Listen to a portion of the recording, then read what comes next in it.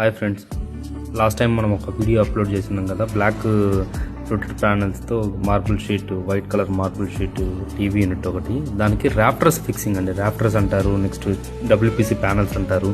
వీటిని ఎలా ఫిక్స్ చేసుకోవాలంటే చాలామంది క్లాంప్స్ వస్తాయండి. క్లాంప్స్ వస్తాయి, ఆ క్లిప్స్తో కూడా ఫిక్స్ చేస్తూ ఉంటారు స్క్రూస్ వేసి. బట్ అలా కాకుండా మనం ఏం చేస్తామంటే హోల్స్ ఎక్కువ వేయకుండా ఇలాగా నెయిల్ ఫ్రీ గ్లూ అనేసి వస్తుంది అనమాట. నెయిల్ ఫ్రీ అడ్హెసివ్ అనేసి వస్తుంది.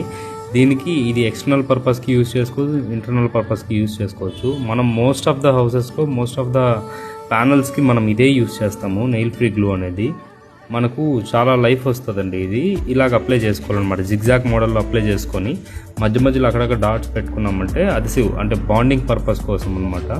చాలా ఫాస్ట్గా సెట్ అవుతుంది. నెక్స్ట్ ఇది పియూ బేస్ అనమాట.